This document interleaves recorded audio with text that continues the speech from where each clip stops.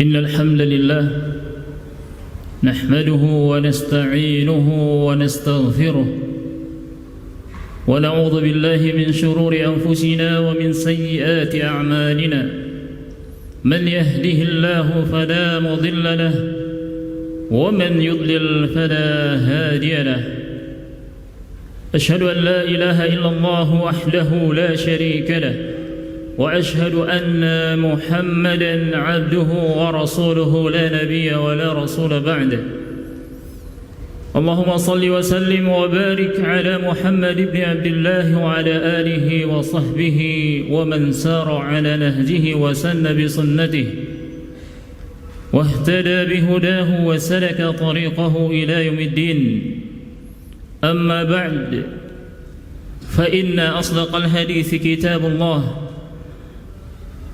وخير الهدي هدي محمد صلى الله عليه وسلم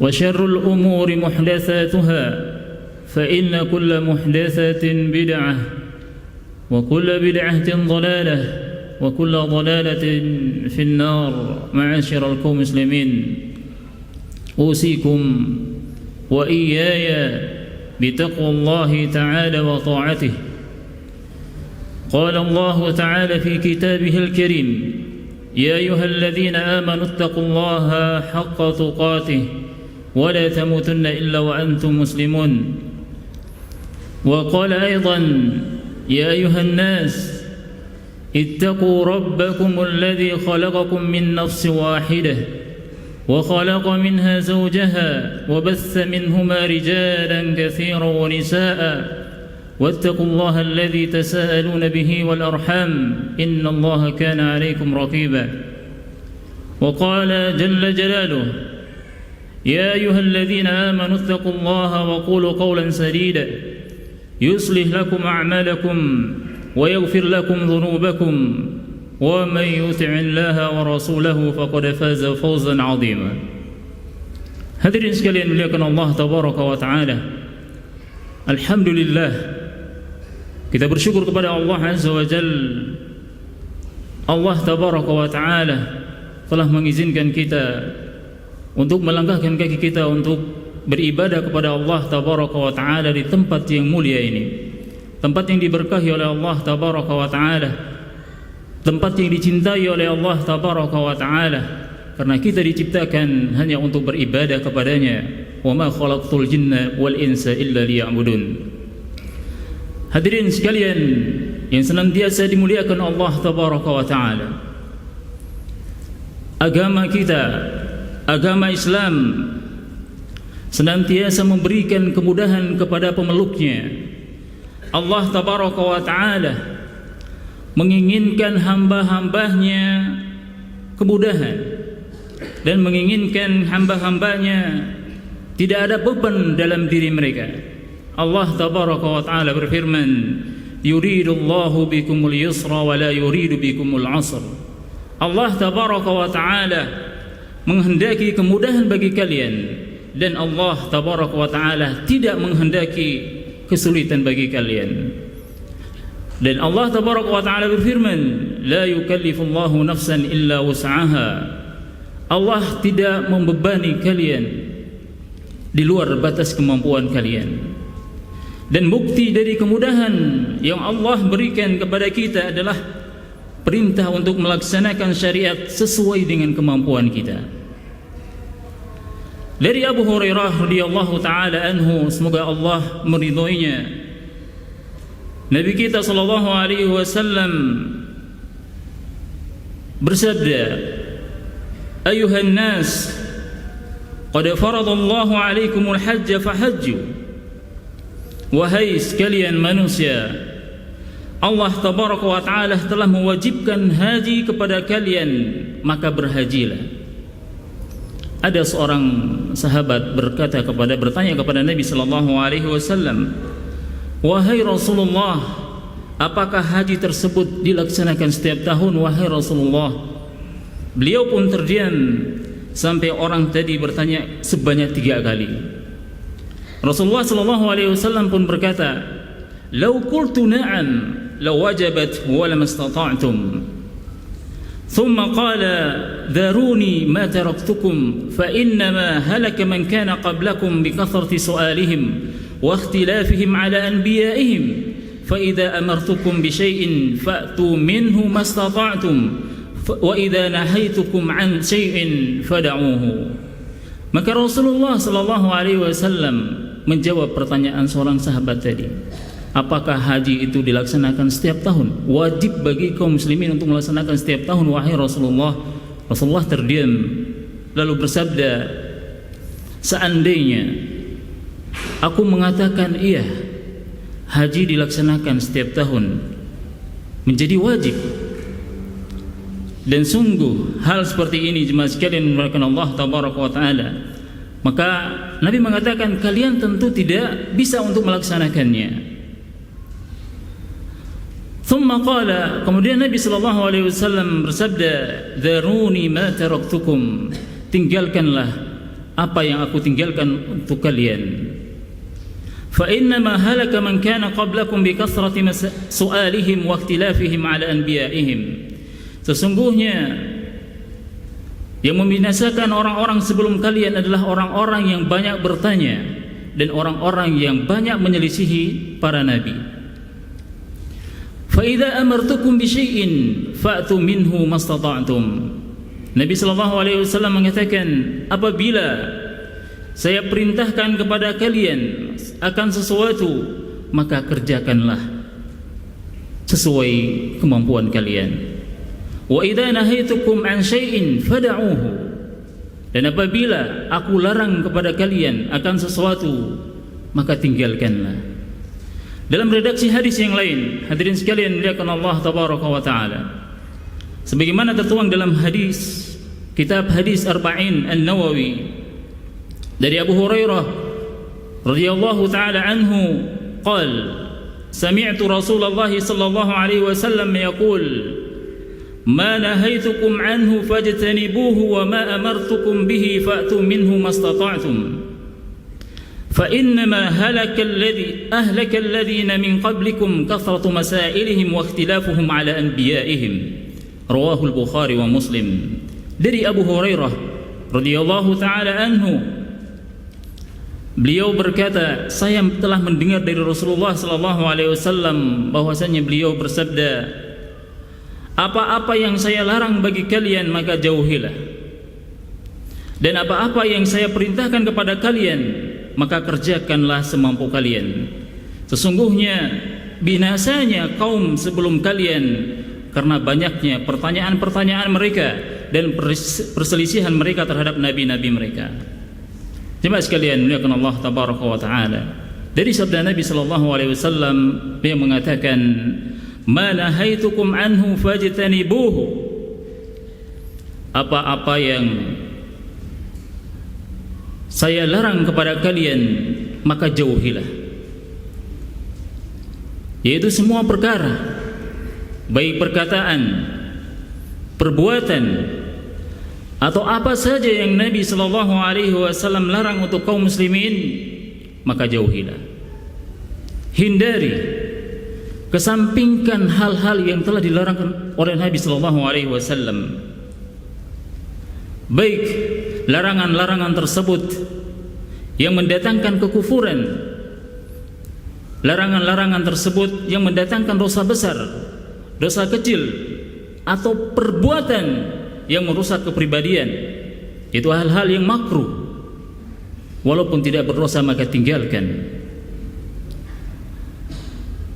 Para ulama mengatakan dari sabda Nabi sallallahu alaihi wasallam, fajtanibuhu, maknanya adalah ba'adu minhu hatman fil muharram wa nadaban fil makruh.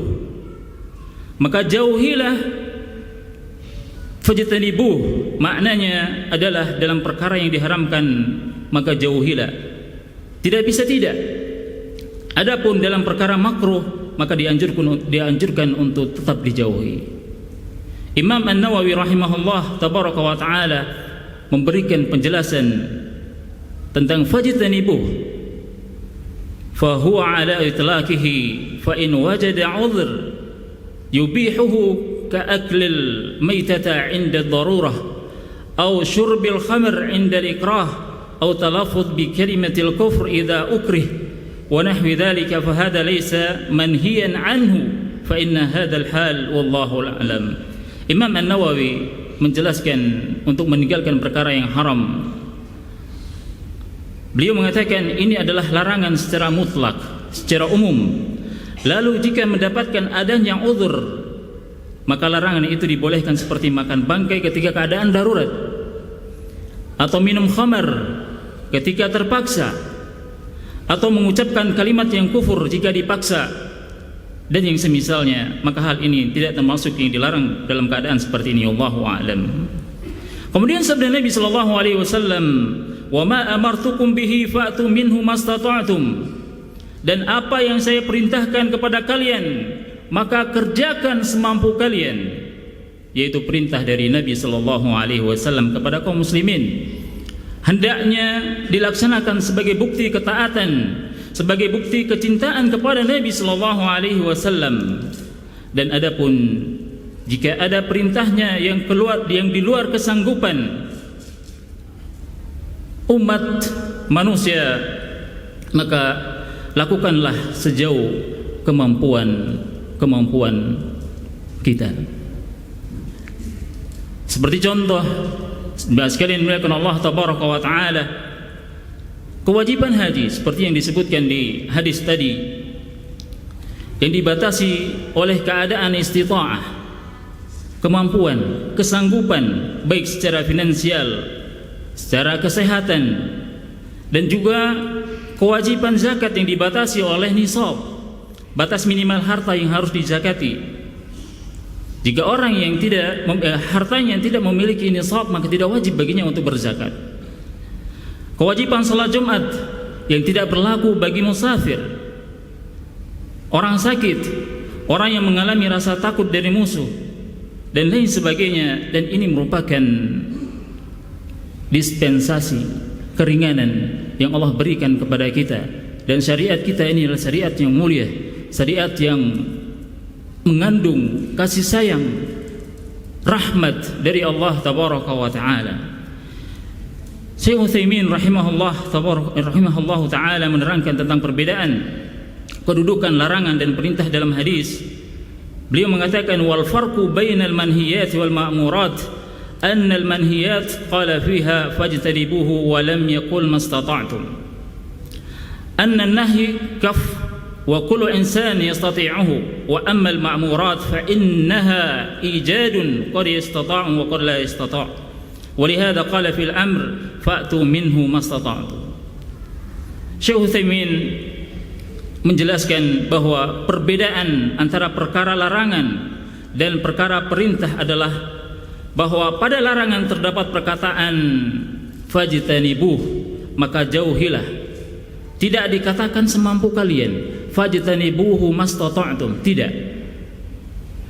Namun jauhilah sekecil apapun larangan itu. Bukan semampu kalian tinggalkan larangan tersebut. Sebabnya karena larangan adalah menahan diri, dan setiap manusia mampu untuk melakukan hal tersebut.